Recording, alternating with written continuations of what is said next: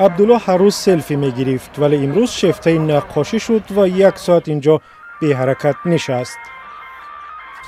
من میتوانستم که با تلفن‌های موبیلی یا با یگان چیزهای تکنیکه صورت یا ویدیو خودم رو گیرم، لیکن این رو من دیدم که دست زنده و طبیعت زنده این باشد که این در حقیقتم رسم رو میکشد و این از همون تلفن‌های موبیلی هم خیلی زیبا تصویر می‌آورد. برات اشرف آموزگار نقاشی است و هیچگاه در خیابان نشسته و نقاشی نکرده بود. از یک طرف معاش کم او را به میدان مرکزی کلاب آورد، از طرف دیگر سنجیدنی هنری خودش.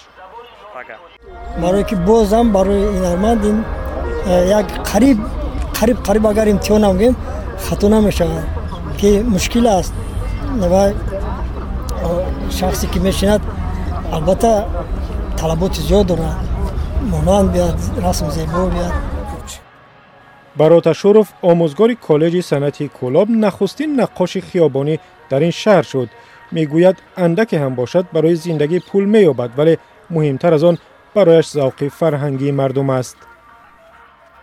اگر تاریخ صنعت تصویر بیم رسمی که بیرون از استخوان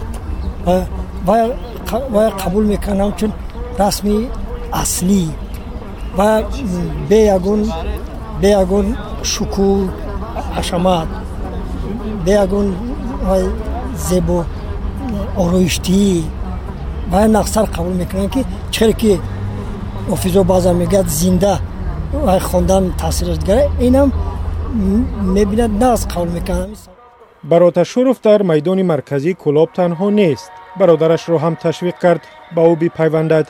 بهرام سنگوف از روسیه برگشته است و میگوید از توجه مردم به نقاشی حیرت زده شد.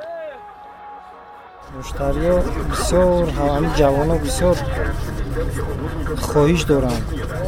بعضیش حیران هم میشود این چقدر در کوچه برآمده بسیار باید نرخ گران بسیار ارزان تصویر میکنند. برای آنها بسیار عجیب است. بعدی درس ها در کالج در اینجا نقاشی میکنند و روزانه تا 30 یا 40 سومانی به دست میارند. از مردم و زیایان هم احسان میشنوند. در مسکو دیده بودم، در مسکو صورتکش استادیو صورت میکرده. این هر چی همون کار امروز با ما آماده رسید، ما مایی کار نهایت کشاندیم که جوانان نگاه میکنن یاد میگیرن. هنری را یاد میگیرند که نقاش با آن جهان باطنی، خصلت و احساس انسان را با قلم و در حضور خودش تصویر میکند.